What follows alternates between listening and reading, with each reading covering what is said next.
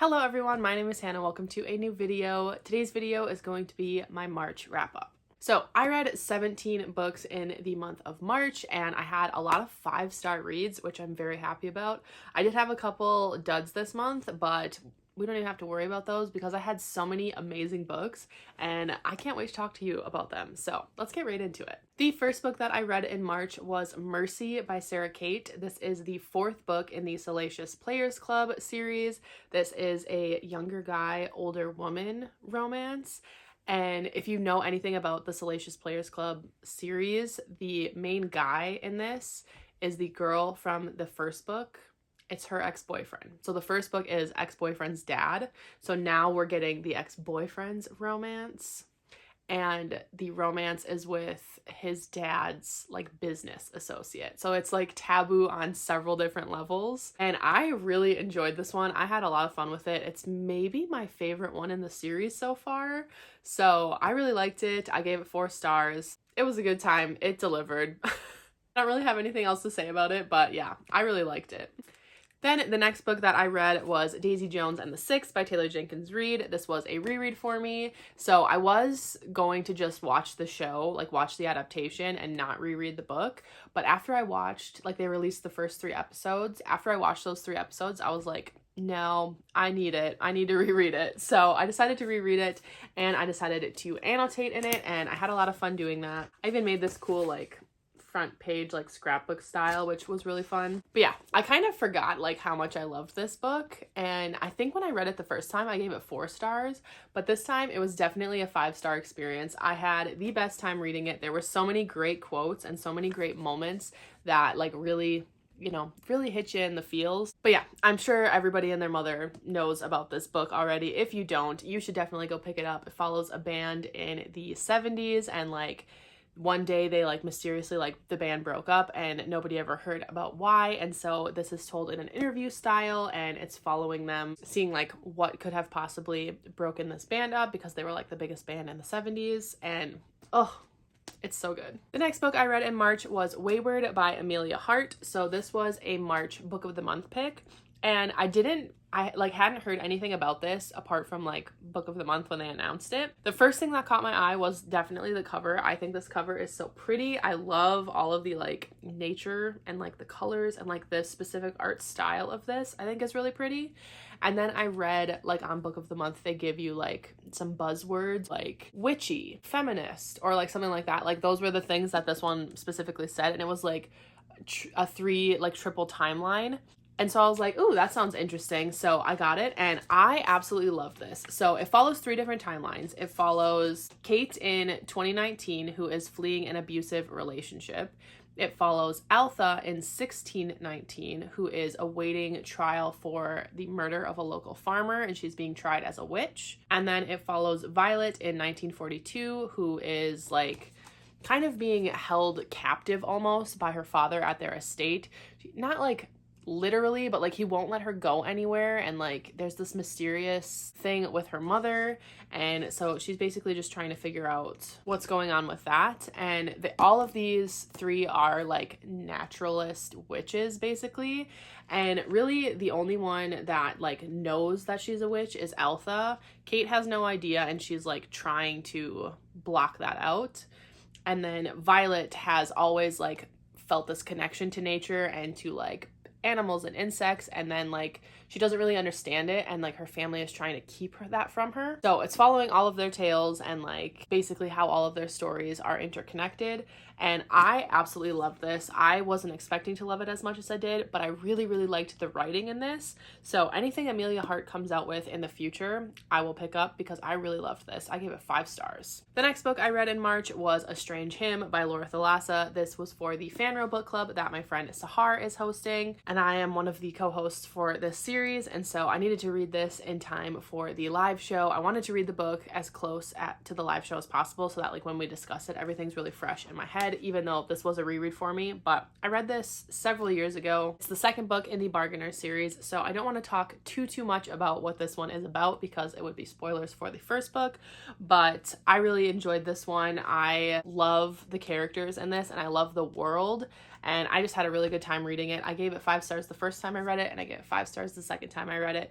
It does have its flaws, like especially when we were talking in the live show, everyone else kind of like had these little things that they didn't enjoy about it, and I was like, no, that's all true.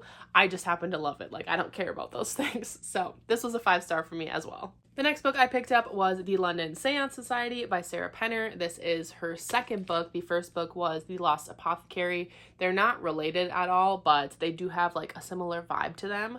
But I picked this one because I had an anticipated release come out in March, The Sinister Revenge by Deanna Raybourn, and that's like a historical fiction mystery, and this is pitched as a historical fiction mystery, and I just really wanted like that vibe. So I decided to pick it up. It was one of the March picks, and it's set in 1873 following these two young women who are, well, one of them is like a medium, basically, like she does seances and communicates with the dead.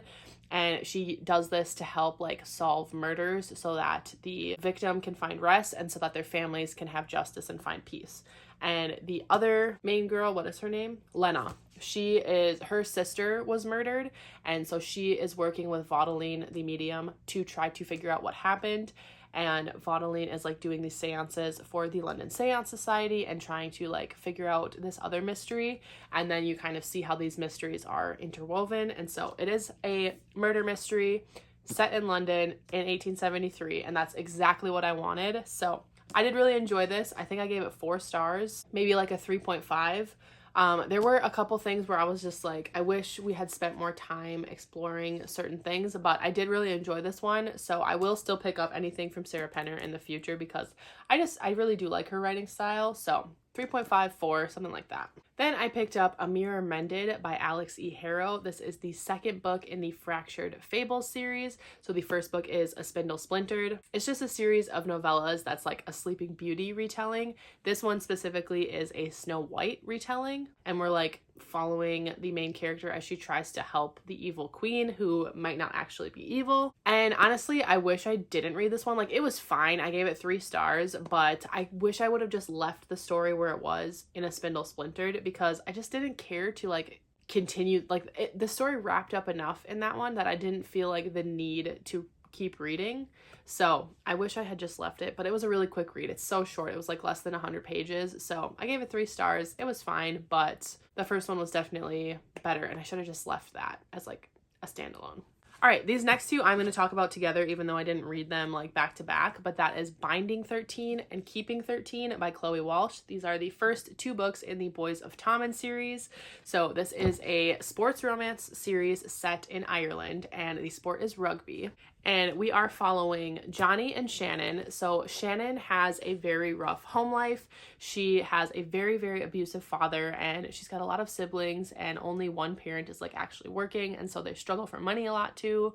And so she just had like a rough home life, and then she was getting very severely bullied at her previous school. And so she transfers to Tommen, where she has a bit of a run-in with Johnny, who is like this rugby star. He's like one of the popular guys at school, and all he cares about is rugby. He is like set on this fast track to become a professional athlete, but he has a injury. And so he's trying to like work through his injury, even though he should be resting it. And basically it's just like their little romance, but also like it's very much like a slice of life. It's very character driven. A lot of times you're just like following the characters as they live their lives and like as they get to know each other and like have this little romance. They're very long. Both books are like almost 600 pages, but they're so good. And I just really like Chloe Walsh's writing. I listen to the audiobooks for these because the narrators are Irish, and so like you have the Irish accent. But yeah, I really enjoyed these. I will be continuing the series. We are done with Johnny and Shannon's story now. We're going to be following Joey, who is Shannon's brother. But I really enjoyed these. I gave both of them 4 stars. Definitely recommend, but definitely check trigger warnings.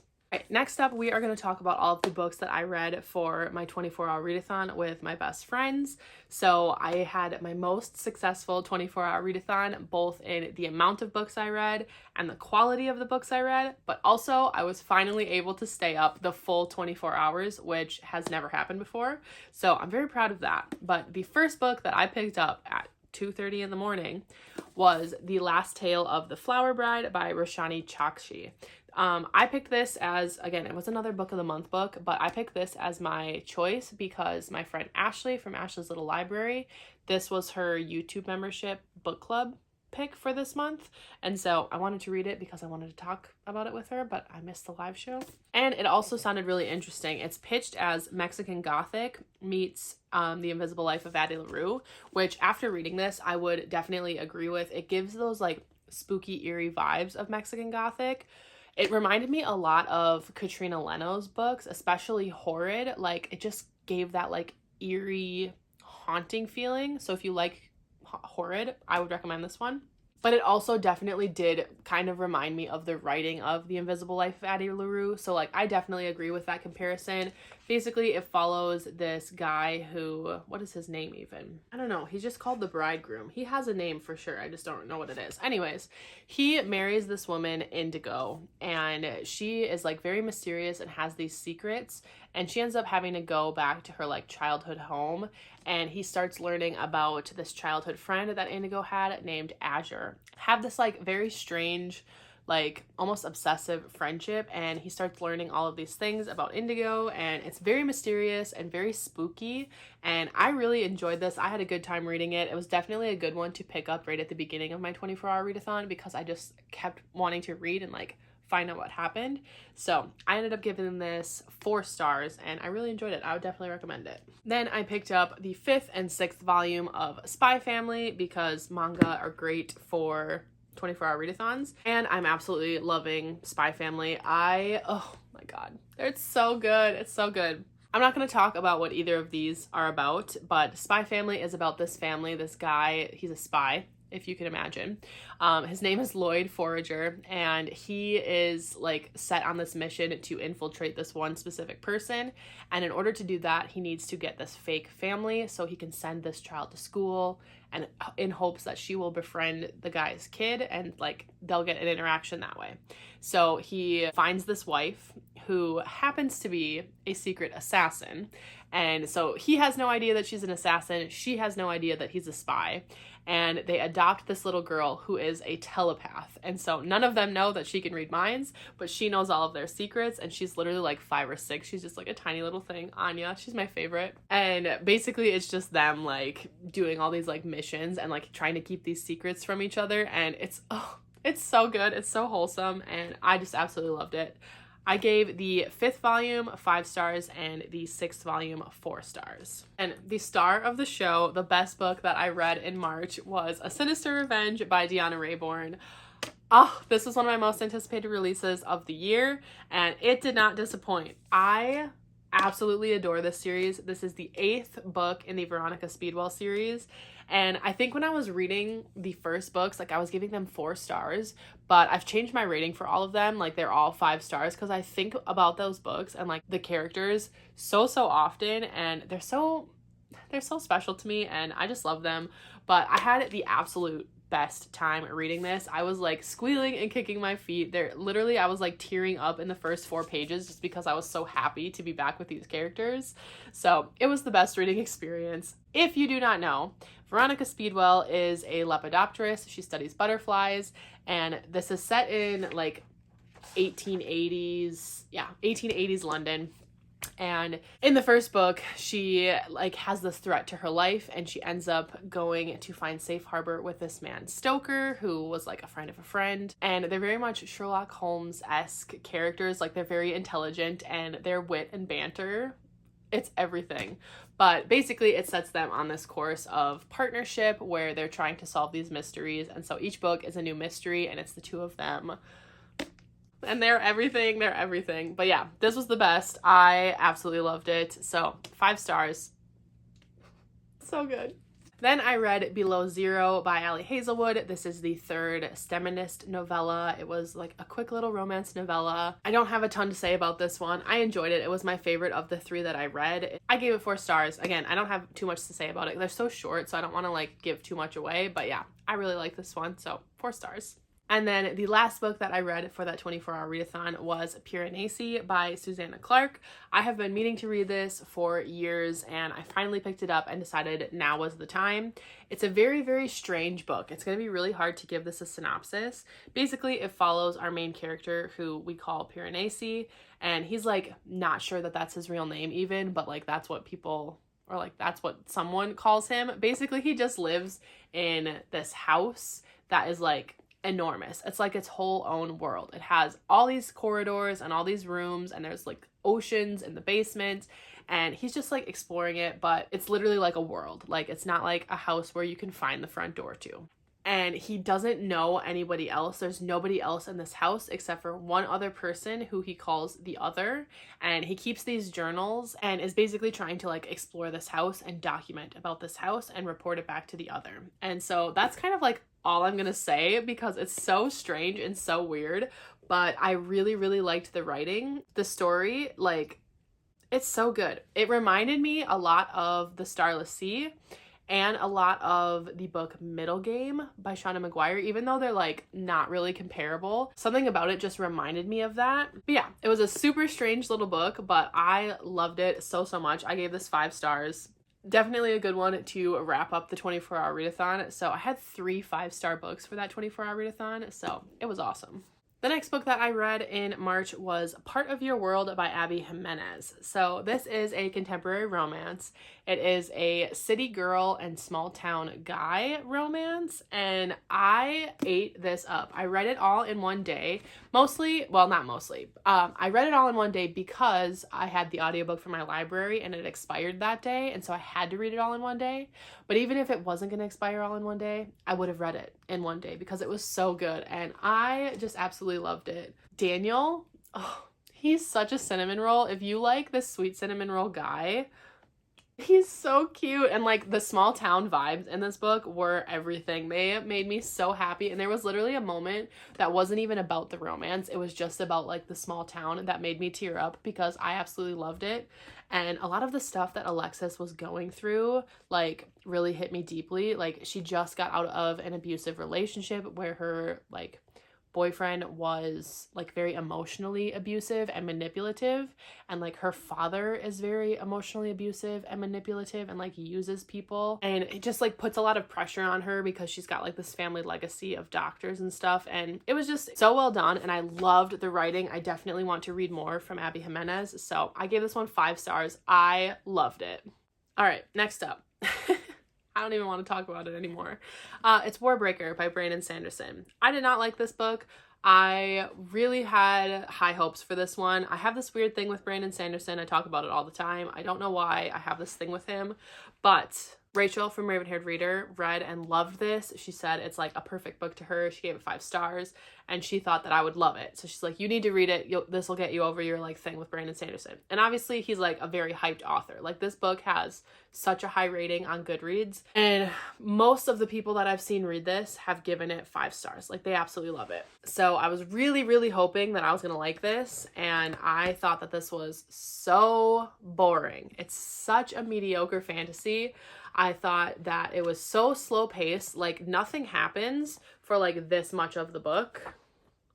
And then all of the action is like packed into the last like 75 pages. So I was like, I was just so disappointed by this. I don't understand the hype for this one at all. I just genuinely, I'm like, how is this rated so highly? I don't understand. It's kind of like Priory of the Orange Tree, where it's like super boring and long and drawn out, and everybody apparently loves that and gives it 5 stars and they're like, favorite fantasy ever. And I'm like, how though? That's kind of how I feel about this one. Like everybody else loves it, and I thought that it was the most boring shit that I have ever read. There was one character in here that I started out not liking and then grew to actually like his character, and that's Lightsong. So he couldn't carry the whole book though, but he did make it a little bit more bearable. But yeah, I didn't enjoy this. I gave it 2 stars. Yeah. And then the last book that I'm going to talk about for March is Conversations with Friends by Sally Rooney. So I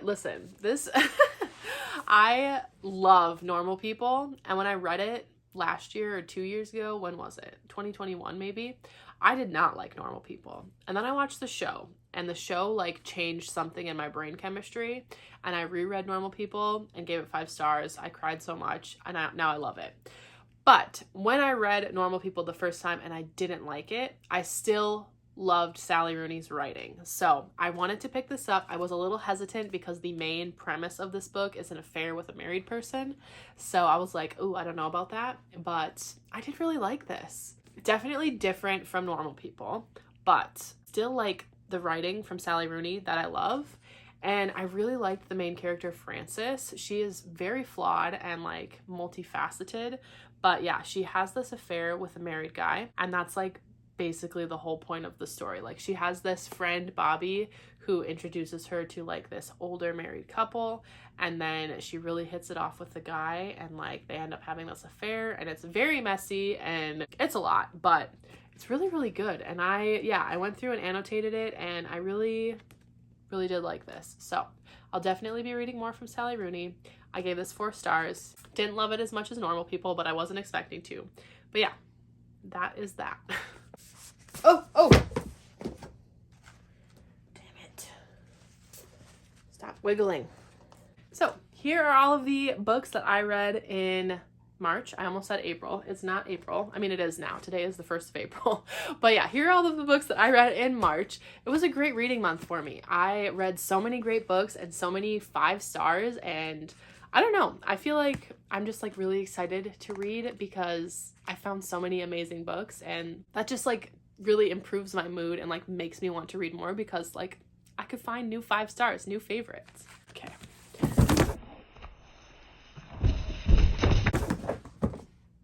That almost spilled my tea. Alright, so that is going to be it for this video. Thank you so much for watching. Let me know down below what your best book you read in March was. Mine was definitely A Sinister Revenge. I loved that book, and I had the best time reading it. It just, makes me giddy just to think about it. That was definitely my best book of March. So let me know what your best book of March was down in the comments down below. And if you'd like, you can like and subscribe to help support me and my channel. I'd really appreciate it.